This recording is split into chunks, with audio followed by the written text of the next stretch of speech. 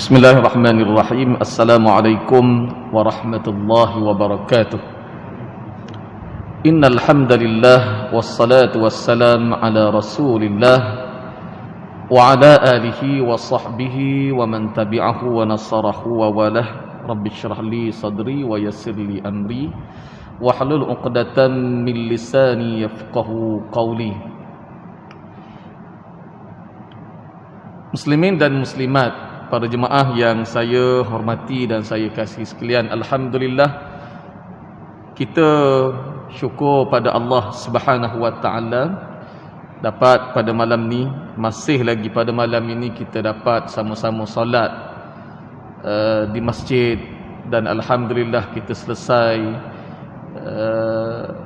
Mudah-mudahan para jemaah sekalian, segala ibadah kita, solat kita, doa yang kita sama-sama aminkan, mudah-mudahan Allah terima, Allah perkenankan dan menjadi amal soleh kita lah, dan meneruskan majlis pada malam ni. Tuan-tuan hadirin sekalian, kita menyambung lagi perbincangan kita dalam bab munakahat, dan saya menyambung perbincangan saya yang lalu. Kalau dalam kuliah yang lalu, para jemaah sekalian, saya bincang tentang melibatkan pensyariatan tentang talak, dan kita belajar dalam bab hukum membabitkan cerai ini.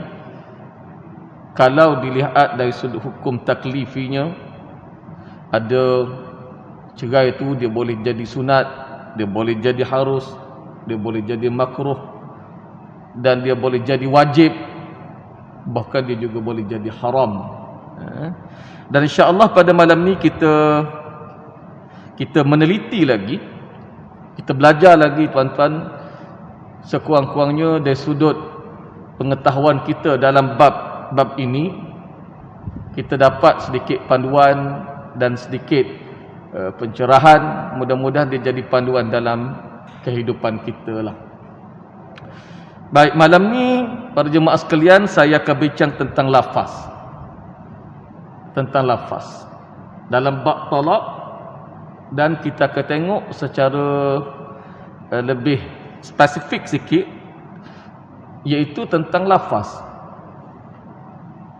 Tuan-tuan muslimin dan muslimat yang dikasihi sekalian, kalau membabitkan dalam mahkamah tu, saya ingat dalam bab perceraian, kalau di dalam mahkamah, kalau membabitkan lafaz tu dia jelas, saya ingat jelas di situ. Sebab membabitkan lafaz tadi disebut dalam mahkamah di hadapan yang arif hakim. Cuma tuan-tuan, puan-puan, yang kadang-kadang orang tadi ada di kalangan kita ni tuan-tuan, kadang-kadang berlaku di kalangan ni, berlaku di kalangan masyarakat tuan-tuan. Sebut lafaz tadi dia bukan di mahkamah, berlaku disebutan lafaz tadi di luar mahkamah. Sebagaimana yang pernah saya sebut, berlaku di rumah, berlaku di kadang-kadang di parking kereta, tengah nak melancong pun ada.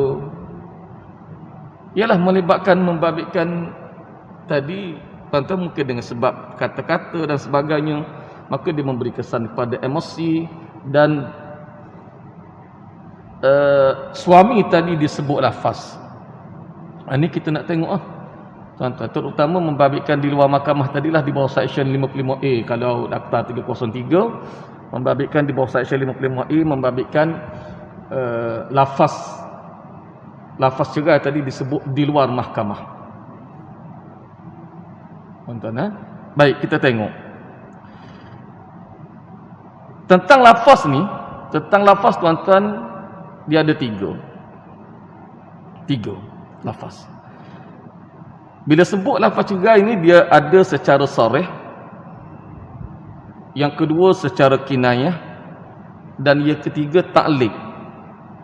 Yang ketiga ni ta'liq. Baik, kita cuba tengok satu-satu. Kalau berlaku suami sebut. Lafaz cerai itu di luar mahkamah. Dan lafaz tadi, tuan-tuan, sebagaimana yang saya nyatakan tadi dalam pembahagian lafaz secara sarih. Sarih ni apa makna? Apa makna sarih? Sarih ni nyata. Sarih ni maknanya nyata, jelas. Dan talak yang diucapkan oleh suami kepada isteri. Oleh suami kepada isteri. Dia tak berlaku kepada kawan. Dia mesti suami kepada isteri. Bukan isteri kepada suami. Suami kepada isteri. Diucapkan oleh suami kepada isteri dengan kalimah yang jelas, terang, nyata. Maka lafaz itu dipanggil sebagai lafaz talak ataupun lafaz cerai secara jelas, nyata. Baik. Dan sepakat para ulama bila sebut lafaz cerai secara sarih ni, tuan-tuan, bila lafaz cerai itu secara sarih, maka lafaz tadi kalau dilihat dari sudut hukum tu tadi, jelasnya hukumnya jatuh. Ni kita belajar dalam bab hukum lah, tuan-tuan. Kita belajar dalam bab hukum. Dia tidak lagi berajak kepada niat, suami niat ke tak niat ke. Dia tidak ada perbahasan di situ. Maknanya kalau dengan nyata ni, maka hukum cerai tadi adalah jatuh. Nanti saya akan bagi tahu juga, tuan-tuan, dari sudut aspek perundangan ni. Sebab kita nak tengok tuan-tuan dari sudut berlaku perceraian ni, biar ada hitam putih. Biar ada hitam putih. Mana untuk rujuk dalam hal ini, tuan-tuan, kita nak ada hitam putih. Kalau berlaku cerai itu talak berapa, kalimahnya macam mana. Sebab di situ ada rekod. Ada rekod. Tuan-tuan, baik. Cuma ni kita belajar dulu dari sudut tentang ilmu berkaitan hukum berkaitan perceraian ini. Berkaitan lafaz tadi, bila lafaz tadi secara sarih, jelas, nyata ni, umpama disebut kepada membabitkan suami sebut kepada isteri dia, aku ceraikan kau dengan talak satu, maka itu lafaz secara sarih. Lafaz secara sarih ni la yaftaqiru ila niyah. Maka dalam hal ini dia tidak lagi berhajat pada niat. Oh, tak niat. Cuma tuan-tuan, dalam keadaan marah, dalam keadaan tu, ni dia ada perbahasan. Dia ada perbahasan ni. Sebab itu bila mana berlaku situasi macam ni, para jemaah sekalian, ni disebut, suami sebut di rumah, orang lain tak tahu, mungkin saksi pun tak ada. Sebab itu kes macam ni, tuan-tuan, kita akan minta supaya bawa ke mahkamah. Bawa ke mahkamah. Sebab mungkin di situ ada explain daripada suami, ustaz, saya sebut lafaz tadi mungkin dalam keadaan nada, dalam keadaan macam-macam di situ. Jadi untuk perbincangan secara lebih lanjut, kena bawa ke mahkamah. Sebab itu di bawah section 55A ni, dia akan direct ke mahkamah. Bila mana suami menyebut lafaz cerai di luar mahkamah ni, dia kena ke mahkamah. Sebab itu bidang kuasa yang ada hakim lah meneliti. Cuma kita belajar secara umum, jatuh ke tak jatuh? Jatuh. Cuma pendetailan tu kena tengok. Tuan-tuan, kena tengok. Baik. Cuma ni secara umum saya sebut. Saya pendaftar perkahwinan, perceraian dan rujuk. Dan saya bercakap atas dasar aspek ilmu. Bila berlaku perceraian, tuan-tuan, cuma saya tak boleh nak mengeluarkan sebagai hitam putih tu, sebagai suatu dokumen rasmi. Kalau kita lihat membabitkan cerai ni, dia akan ada perintah penghakiman.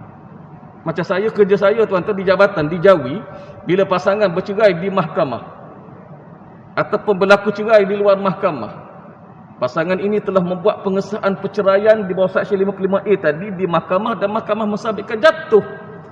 maka perintah inilah dia akan bawa ke Jawi, dan kerja saya tengok perintah dan saya akan daftarkan perceraian tersebut. Saya arah anak buah saya untuk daftarkan perceraian itu, dan kita akan rekod dan kita akan keluarkan siji cerai kepada pasangan setelah membabitkan melepasi tempoh iddah. Melepasi tempoh iddah.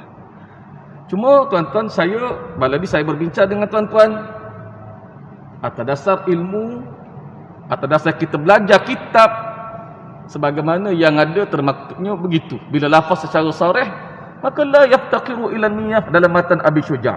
Makna dia tidak lagi berhajat kepada niat. Jatuh ke tak jatuh, dan lafaz itu adalah jatuh. Cuma nak ada hitam putih tadilah perintah penghakiman para jemaah sekalian, perintah penghakiman benda ni sebagai hitam putih untuk kita rekod dan kita akan keluarkan untuk segi cerai ini. Baik. Lafaz secara sarih tadi jelas, nyata. Makna hukumnya adalah dia tidak lagi berhajat kepada niat, maka jatuh. Termasuklah juga bila mana suami disebut kepada isteri dia, aku telah melepaskan talak untuk engkau. Kalau kita belajar tuan-tuan dalam matan Abi Syuja', dia perkataan lepas pisah, yang ini disebut lafaz secara sarih. Lafaz secara sarih. Cuma tuan-tuan, saya kebetulan ada sahabat saya sebagai hakim mahkamah, kami bincanglah dalam ni. Cuma di peringkat mahkamah, wallahu alam, dimaklumkan kepada saya dalam perbincangan tersebut kami bincang, dia kata pun dilihat lagi. Makna nak tengok dari sudut keabsahan tentang jelas ke tak jelas lepas ni. Cuma kalau tengok bahasa kitabnya dalam matan Abi Syuja', perkataan lepas, aku lepaskan kau, kita berpisah, itu lafaz secara sarih.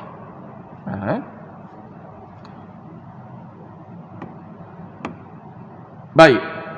Jadi makna kita memahami dalam bab sarih ni, dia tidak lagi berhajat kepada niat. Itu lafaz. Baik. Yang kedua, membabitkan lafaz secara kinayah. Kinayah ni adalah kiasan atau bahasa kita sebut belapik.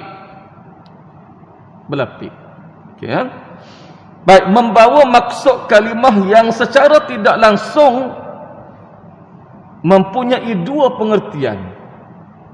Mungkin boleh berlaku cerai, mungkin tidak. Jadi bila belapik ni para jemaah sekalian, bila belapik dari sudut hukum, dia tertakluk kepada niat. Macam yang sarih tadi, dia tidak berhajat kepada niat. Tapi kalau lafaz secara kinayah, dia berhajat kepada niat. Dia mesti berhajat kepada niat. Dan niat tadi adalah niatnya adalah niat suami. Dia bukan niat isteri. Niatnya adalah niat suami. Yaftaqiru ila niyah. Jadi bila berhajat kepada niat, dan niat tadi adalah niat suami, siapa yang nak mengesahkan suami sebut lafaz tadi, dia niat cerai ataupun tak? Sebab benda dalam, tuan-tuan. Benda dalam ni. Kita dua nothing, sebagai contoh. Setakat inilah hubungan kita. Itu lafaz. Jadi setakat ni hubungan kita tu maksud apa? Maksud apa di situ? Maka berhajat, yaftaqiru ila niyah, berhajat kepada niat. Maka niat ni siapa nak ambil kira? Siapa yang nak mengesahkan, oh ni suami memang betul niat cerai? Sebab itu dia kena bawa kepada hakim. Dia bawa kepada hakim, tuan-tuan. Jadi hakimlah yang menentukan. Setelah mana mendengar keterangan, meneliti, dan hakim berijtihad dalam menentukan hukum, dan dapat dari sudut memang suami tadi niat cerai, maka tuan-tuan melibatkan mahkamah yang ahli hakim, maka memutuskan perceraian. Sebab itu banyak saya jumpa tuan-tuan perintah mahkamah mensabitkan cerai di antara si Fulan bin si Fulan dengan si Fulan binti si Fulan dengan lafaz tuan-tuan, kita berdua hanya setakat ini sahaja, dan berlaku perceraian itu adalah talak satu. Itu maksud dia. Dalam keadaan berlaku itu dalam keadaan suci, tidak disetubuhi, dan mahkamah memerintahkan supaya isteri tadi tuan-tuan bereddah 3 kali suci. Dia akan jelas lah. Macam di peringkat saya sebagai pendaftar perkahwinan, saya tengok perintah mahkamah, berlaku cerai secara kinayah dan talaknya sabit jatuh, dan berlaku cerai tadi dalam keadaan ia talak satu. Rekod akan ada, tuan-tuan.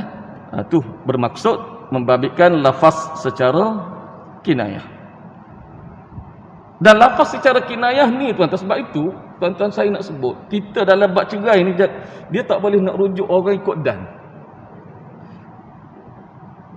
Yang ni saya menerangkan dari sudut aspek keilmuan dia. Cuma nak jadi hitam putih ni tuan, sebab itu mahkamah di situ. Di mahkamah, sebab mahkamah tu dia punya decision dia, keputusannya. Dan saya cukup yakin kalau dalam bab cerai tuan-tuan tanya mana-mana ustaz, saya ingat bagi keterangan gini dia akan bagi pandangan. Mungkin dalilnya ada, jelas. Berbagai hukum nanti yang bila mana ditanya hukum tadi macam-macam. Sebab tu anak buah saya tak bagi. Bila orang call pejabat agama, ustaz jatuh tak cerai, saya tak bagi. Di posisi saya sebagai ketua unit tuan-tuan, saya tak bagi. Sebab sangat-sangat mudarat. Bahkan kita tidak ada kuasa untuk menyambut perkara itu tadi jatuh ke tak jatuh. Tuan-tuan tiba-tiba disebut. Tuan-tuan call ni macam-macam pejabat agama, tuan-tuan. Kadang-kadang bila dilihat, sebenarnya tak berlaku pun, tuan-tuan. Sebab itu saya di unit saya, dalam unit cerai kita tak bagi untuk sebut darat. Sebab itu bila dalam hal ni, bila mana ada yang bertanya, mungkin secara pandangan umum boleh, tapi dari sudut penetapan tuan-tuan nak pegang hitam putih adalah di mahkamah. Kalaulah mahkamah kata jatuh tuan-tuan, mahkamah sabit jatuh cerai, kami akan kata jatuh, kami akan follow dengan mahkamah. Sebab dah dilihat dia punya dari sudut perbincangan hukum tadi. Sebab mahkamah dia akan suluh, dia akan tengok dalam bab hukum ni tadi dari sudut aspek yang sangat luas.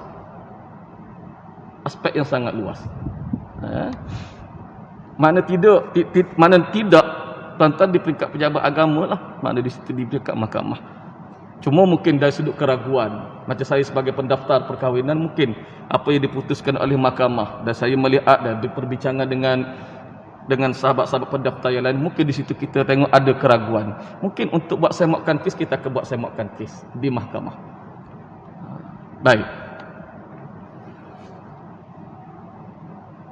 Baik tuan-tuan yang saya hormati dan kasih sekalian, lagi kita nak tengok tentang lafaz secara kinayah ni. Sebab benda ni banyak tuan-tuan, benda ni banyak.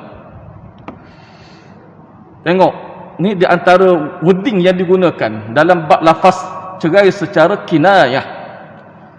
Aku tak nak kau lagi, kau boleh balik ke rumah orang tua kau, contoh. Pergilah engkau dari sini, ke mana kamu nak pergi? Ini bahasa, tuan-tuan. Kita berdua sudah tidak ada apa-apa hubungan lagi, setakat ni sahaja hubungan kita. Benda-benda tu tadi lafaz dia tidak secara direct, tapi ada maksud tersirat. Jadi perlu dilihat benda ni, perlu dilihat. Jadi mahkamah tadi tuan-tuan. Okey, Jadi mana-mana suami yang sebut lafaz kepada bini dia gini tadi, apa nak kena buat?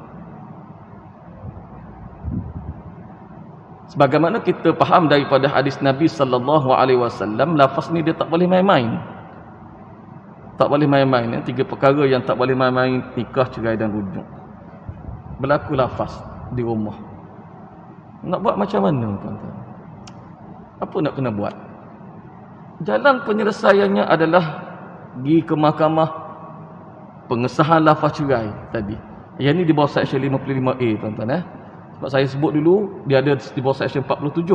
47 ni fine, kemudian mahkamah akan letak satu tarikh, mahkamah akan sapina. Kalau kes ni difailkan oleh isteri, mahkamah akan sapina suami hadir ke mahkamah. Sebab dia nak dengar keterangan daripada suami, saman hadir.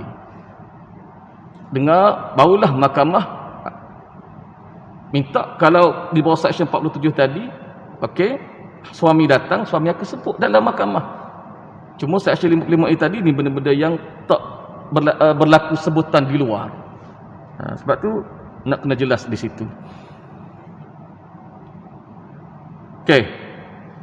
Kemudian yang ketiga, tuan-tuan. Yang ketiga, tadi kita tengok tadi lafaz secara sarih jelas, lafaz secara kinayah, lafaz secara kinayah, secara kiasan itu. Kemudian satu lagi membabitkan lafaz secara ta'liq. Baik. Lafaz secara ta'liq. Ta'liq ni apa dia?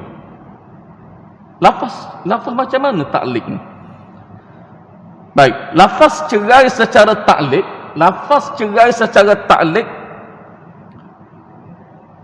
diucapkan, siapa yang ucapkan? Suami. Diucapkan sebagai satu syarat untuk membatalkan pernikahan jika berlaku sesuatu yang bertentangan dengan ta'liq berkenaan. Siapa yang sebut? Suami. Sebut pada siapa? Sebut kepada isteri. Dan bila sebut ta'liq ini, ta'liq maknanya, tuan-tuan, bermaksud apa? Maksudnya menggantungkan perceraian kepada sesuatu masa, menggantungkan perceraian kepada sesuatu masa ataupun sesuatu perbuatan. Sesuatu masa ataupun sesuatu perbuatan. Itu makna ta'liq. Dia sebut lafaz tapi gantung masa, dengan adanya masa tempoh ataupun juga perbuatan.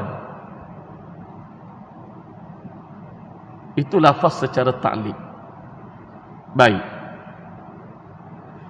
Bila sebut lafaz secara ta'liq ni, puan-puan, tuan-tuan, sekiranya berlaku pelanggaran pada ta'liq itu, barulah berlaku perceraian. Selagi mana tak berlaku pelanggaran ta'liq, maka dia tidak akan berlaku perceraian. Tapi kalau langgar, jadi. Yang ni banyak, puan-puan, banyak saya jumpa. Kes-kes yang saya handle pun samalah, banyak ceritanya. Hak yang lapor tu, alhamdulillah, kita boleh tengok dan kita boleh guide panduannya. Cuma hak tak lapor. Baik.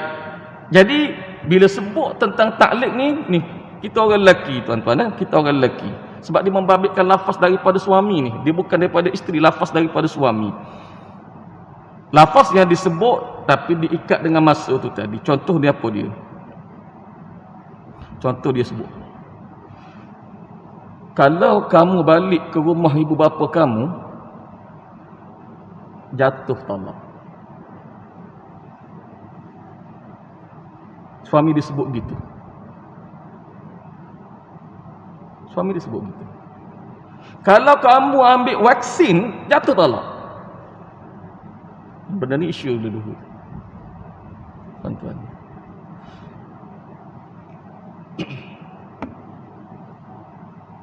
Selagi mana bini dia tak ambil, tak apa. Tapi kalau langgar, Kalau balik tuan-tuan, dikira melanggar taklid. Dikira melanggar taklid. Kalau ambil, dikira melanggar taklid. Jadi cuma tuan-tuan muslimin muslimat yang dikasih sekalian, ini lafaz lah. Cuma sekali tengok tuan-tuan, Allah. Sebab itu bila lafaz disebut di luar mahkamah, kita rasa ya Allah. Sebab itu negara kita lah tuan-tuan. Patutlah kalau berlaku cerai, orang cerai isteri di luar mahkamah ni salah. Denda ada apa semua, saya secara peribadi menyokong penuh lah. Patutlah begitu. Sebab tu cerai ni nak cerai sangat di mahkamah. Tapi bila mana lafaz tu disebut, sebab lafaz tadi dikira salah tadi tuan-tuan. Sebab dia akan beri kesan lah. Cuma mungkin ada pergolakan dan sebagainya tuan-tuan. Saya cukup memahami sebab saya duduk dengan kes. Saya pegawai duduk bicara dan jawatan kuasa perdamai kes mahkamah. Macam-macam berlaku. Cuma kalau nak juga adalah di mahkamah. Tapi yang sebut tadi tuan-tuan, secara bila sebut tadi contoh kita ambil lafaz cerai secara taklid,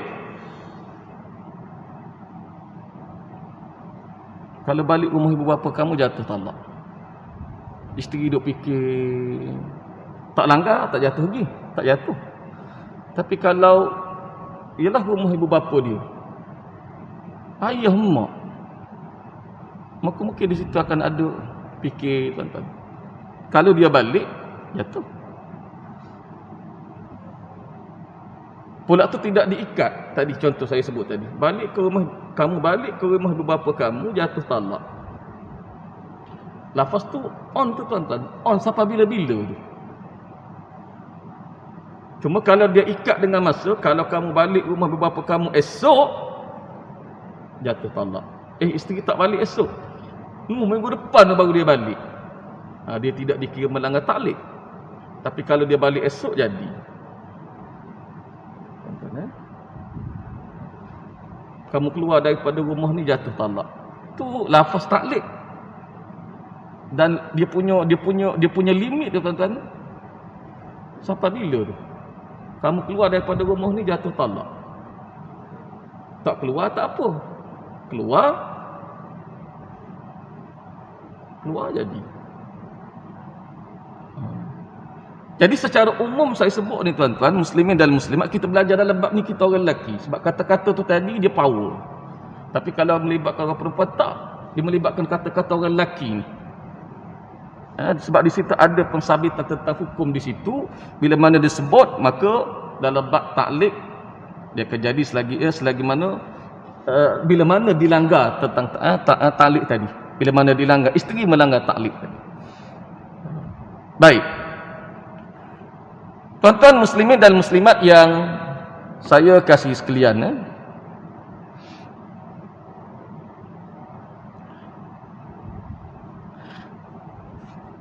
cuma dari sudut taklid ni, tuan-tuan, taklid yang menyebabkan jatuhnya talak, kalau kita tengok dari sudut syarat-syaratnya, mesti dia kena penuhi. Apa dia syarat-syarat dia? Yang pertama, dia tu mesti suami. Dia tadi adalah suami. Memang dia betul suami. Dan bila kita sebut dia tu adalah suami, dia mesti melibatkan perkahwinan berlaku, dan perkahwinan tadi adalah perkahwinan yang sah dari sudut hukum syarak. Bukan perkahwinan yang tak sah dari sudut hukum syarak. Dia mesti perkahwinan yang sah dari sudut hukum syarak. Tuan-tuan, bila saya sebut kahwin, pastinya kalau orang kahwin tu mestilah sah ustaz. Tak semestinya gitu. Ada yang kahwin tak sah, tuan-tuan. Ada yang kahwin, ada sijil nikah bagai, tuan-tuan. Saya tengok sebiji macam sijil nikah wilayah persekutuan. Sebiji, tuan-tuan. Bila kes ni sampai pada saya tengok. Sebab saya ketua unit nikah di wilayah persekutuan, tuan-tuan. Unit nikah tu bawah saya. Tengok dari sudut kedudukan bilangan daftar, confirm, tipu. Kedudukan nombor rujukan, tipu. wording yang digunakan dalam sijil nikah, tuan-tuan, semuanya tipu belaka. Dan bila mana dilihat kepada perkahwinan tadi, perkahwinan yang tuan-tuan berlaku, perkahwinan tadi kedudukan yang walinya tidak ada di sisi, menggunakan wali hakim. Saya cek tengok siapa yang disebut tentang wali hakim itu siapa, tak ada senarai pun dia dilantik sebagai wali hakim. Sijil ada tak? Ada. Tapi rekodnya dalam catatan daftar perkahwinannya tidak ada rekod. Maka berlaku perkahwinan tadi adalah perkahwinan yang fasid, yang tidak sah dari sudut hukum syarak, tuan-tuan. Tapi ada yang nikah, sijil nikah palsu, tapi nikah tu sah dari sudut hukum syarak. Cuma sijil itu tadi, tuan-tuan, ini membabitkan perkahwinan yang kadang-kadang, tuan-tuan, dibuat. Sebab itu, tuan-tuan muslimin muslimat yang dikasih sekalian, nikah tadi kena tengok jugalah. Okey, ni cerita balik tadi, tuan-tuan. Bila kita sebut dalam bab cerai ini, dalam bab taklid ini, mesti suami. Dan suami tadi adalah memang suami, dari sudut perkahwinan dia dengan isteri tadi adalah perkahwinan yang sah dari sudut hukum syarak. Okay. Dan isteri tadi, disebut sebagai isteri tadi, dia hendaklah menjadi ahli cerai. Maksudnya apa ahli cerai ini? Maknanya dia juga adalah berkahwin dengan suami tadi, berlaku perkahwinan yang sah dari sudut hukum syarak, dan bila mana duduk dalam kategori itu, kalau disebut lafaz cerai, dia boleh jadi jatuh. Sebab dia memang termasuk dalam ahlinya. Tapi kalau berlaku suami dan isteri tadi nikah pun tak sah dari sudut hukum syarak, macam mana cerai boleh berlaku?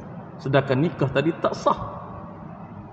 Sebab itu, tuan-tuan, nikah, cerai, rujuk, dia saling berkait di antara satu sama lain. Kalau dah nikah dah tak sah dari sudut hukum syarak, dia tak akan berlaku cerai. Nak berlaku cerai macam mana? Nikah tak ada. Baik. Jadi syarat, tuan-tuan. Okey, ya. Dan ulama bersepakat talak akan jatuh sekiranya pelafaz itu adalah suami yang memenuhi syarat yang ditetapkan. Baik, apa syarat yang telah ditetapkan? Satu, ada pertalian nikah. Nikah tadi sah dari sudut hukum syarak. Kemudian sempurna akal. Dan yang ketiga, dengan kehendak sendiri dan bukan dengan paksaan. Tuan-tuan, bukan dengan paksaan. Kalau dengan paksaan ni macam mana? Ya, ada perbahasan ulama. Talak tadi tidak jatuh. Cuma nak tengok benda ni betulkah dia dipaksa. Keadaan paksa tu macam mana? Sebab itu, tuan-tuan, bila bawa ke mahkamah, maka penilaian hakim syar'i, bidang kuasa dia, dalam mendengar, meneliti, kemudian ijtihad tentang hukum tu tadi, nak putus tu, putus hukum tu tadi, untuk dijadikan satu, dia punya decisionnya dengan perintah tu tadi, dan inilah bukti jelasnya, tuan-tuan, maka tu dilihat kepada yang ada hakim. Kenapa hakim? Kenapa tidak imam masjid? Sebab hakim ni kuasa eksklusif yang Nabi sebut. Bila mana dia berhukum, mungkin ada kesilapan dalam dia berhukum tadi. Idza ijtahada hakim, al-hakim tu tadi, tuan-tuan. Betul dia dapat 2 pahala, salah dia akan dapat 1 pahala. Itu kuasa yang dia ada lah, tuan-tuan. Baik. Jadi, tuan-tuan muslimin dan muslimat yang dikasihi sekalian, jadi memahamilah kita dalam bab lafaz talak, dia ada 3 tadi. Satu, lafaz secara sarih. Yang kedua, lafaz secara sarih tadi dia jelas nyata. La yaftaqiru illa niyyah, dia tidak berhajat kepada niat tu. Kemudian kalau lafaz secara kinayah, dia berhajat kepada niat suami, bukan niat isteri. Dan lafaz yang ketiga adalah lafaz secara ta'liq. Lafaz secara ta'liq. Lafaz secara ta'liq ni lafaz yang tadi sebut lafaz tapi diikat dengan masa ataupun tempoh ataupun juga dengan sesuatu. Makna begitu tuan-tuan. Jadi 3 tu. Jadi tuan-tuan muslimin dan muslimat, saya ulang lagi sekali, kalaulah berlaku suami menyebut lafaz itu di rumah, maka apa benda yang nak kena buat? Kena lapor pada mahkamah. Bila nak kena lapornya? Tuan-tuan, 7 hari. Biasanya 7 hari selepas lafaz disebut. Baik, kalau isteri, katalah suami tadi tak pergi lagi ke mahkamah, dan kita tahu situasi ni, baik, apa yang perlu dibuat oleh isteri? Isteri anda kena ke mahkamah syariah. Kalau KL ni, tuan-tuan berhubung dengan mahkamah syariah di Jalan Duta. Ke kaunter pendaftaran mahkamah, maklumkan saya nak filekan pengesahan lafaz cerai. Maka masuk di situ, tuan-tuan, adalah dokumen sijil nikah apa semua. Nanti mahkamah akan letak satu tarikh untuk baca kes. Itu yang perlu dibuat. Dia bukan tanya orang, tanya. Jangan. Bila berlaku kes macam ni, senternya adalah ke mahkamah buat pengesah lafaz cerai. Bukan merujuk kepada ustaz. Tak. Boleh sekadar pandangan saya ingat boleh, tak ada masalah puan-puan. Tapi untuk ada decision, bukti tu jelas, perintah tu. Kita nak tengok perintah tu tadi. Sebab kemungkinan ada suami yang nak sebut lafaz rujung. Mungkin. Okey, puan, ada soalan. Baik. Cantik soalan boleh pakai lawyer ataupun tak? Baik. Tuan-tuan, kalau berlaku perceraian di luar mahkamah, tuan-tuan nak guna lawyer, saya ingat lagi baiklah, sebab dia akan mungkin di situ ada untuk mempercepatkan kes tu mungkin kan ada. Kalau nak pasang lawyer. Cuma pandangan saya, kalau nak buat sendiri pun boleh, cuma dia mungkin di peringkat mahkamah kena pergi, ada membabitkan dia punya affidavit yang perlu dibuat. Itu. Kalau ambil lawyer, tuan-tuan relax, kemudian diuruskan oleh lawyer, mungkin hari sebutan kes tadi dia akan pergi ke mahkamah untuk dibicarakan. Di situ tak ada masalah. Saya ingat kalau pakai lawyer okeylah, tak ada masalah. Dan biasanya saya di jabatan pun ada lawyer yang direct. Bila dia berhubung dengan kami, kita akan daftar direct untuk pendaftaran kes membabitkan cerai itu tadi.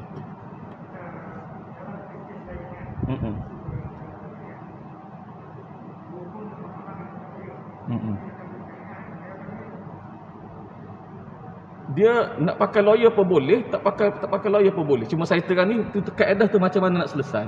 Cuma kalau nak cepat, saya ingat lawyer tu, sebab dia ada selok belok mahkamah yang dia boleh direct untuk pendaftaran kes tersebut lah. Okey, tu boleh ya.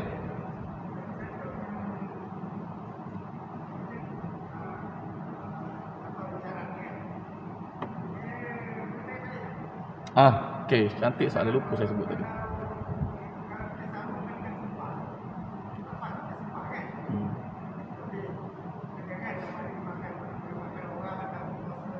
Okey. Baik. Membabitkan lafaz cerai puan-puan lafaz cerai ni, adakah dia boleh ditarik balik? Adakah dia boleh ditarik balik? Ataupun juga lafaz ta'liq tadi, boleh tarik balik ke tak? Perbahasan para ulama tuan-tuan membabitkan lafaz cerai, dia tak boleh tarik balik. Cuk sorry. Tak ada. Ada. Sebut ia kira jadi. Cuma kalau debat lafaz ta'liq tadi, contoh saya ambil lafaz talak 3. Saya ambil lafaz ta'liq. Katalah suami sebut pada isteri dia, kamu keluar daripada rumah ni jatuh talak 3. Oh sorry. Abang tarik balik. Puan-puan, setakat saya duduk 9 tahun saya dengan kes, bincang, duduk dengan mahkamah, saya tak pernah tengok mahkamah kata boleh tarik balik. Dan perbincangan dalam bab hukum pun dia tak boleh tarik balik dalam bab cerai ni. Habis kalau berlaku macam tu, tuan-tuan, macam tadi, kamu keluar daripada rumah ni jatuh talak 3. Selagi mana isteri tak keluar, tak apa. Takkan dia duduk dalam rumah tu sampai bila-bila? Katalah dia keluar. Bila keluar, dia melibatkan pelanggaran ta'liq. Dan saya duduk dengan pendaftaran kes di mahkamah itu atau membabitkan di Jawi, saya tak pernah tengok kalau membabitkan lafaz cerai tadi cuk balik, tarik balik, tak ada. Sebab tu benda-benda gini tuan-tuan muslimin dan muslimat, kita kena faham dalam bab ni. Kena faham dalam bab lafaz ni. Baik tuan-tuan. Okey, boleh jelas ya? Setakat saya duduk dengan kes lah tuan-tuan, duduk dengan kes, maka di situlah. Baik tuan-tuan, itu dalam bab lafaz. Dalam bab lafaz. Bila kita sebut lafaz tadi, dia memerlukan lafaz tu daripada suami ya. Cuma ada cerai. Nanti kita akan tengok tuan-tuan, dia tidak lagi memerlukan lafaz suami. Dia ada evidence, dia ada bukti. Yang saya pernah sebut dulu tuan-tuan, tengok-tengok duduk suami tengok-tengok datang perintah mahkamah, isteri filekan cerai. Tengok-tengok cerai tadi sabit dah. Dan berlaku perceraian tadi fasakh secara khulu'. Suami tak pernah sebut pun lafaz cerai. Tiba-tiba sebut, datang perintah mahkamah mengatakan dia bercerai. Ini kita akan tengok nanti. Sebab saya banyak membabitkan pendaftaran bila mana isteri filekan ada perintah cerai, dia pergi ke Jawi, dia daftar. Duk tak lama suami dia datang, ustaz saya tak pernah pun sebut lafaz cerai pada isteri saya, tak pernah, never, tak pernah. Tiba-tiba ada perintah mahkamah sabit cerai. Jatuh ke tak ustaz? Ni membabitkan fasakh, khulu'. Tuan-tuan, ni dia tidak perlu kepada lafaz sebagaimana kita belajar tadi ya. Dalam bab lafaz memadai dengan bukti yang ada. Mahkamah boleh menceraikan pihak-pihak ni. Mahkamah boleh menceraikan pihak-pihak. Jadi tuan-tuan yang saya hormati sekalian, sedikit lagi sebelum saya tutup tuan-tuan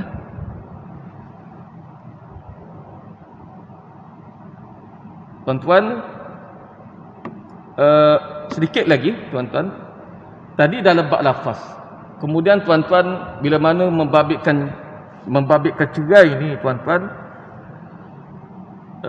dari sudut kategori ni kita nak bincang tuan-tuan membabitkan dosa tak dosa.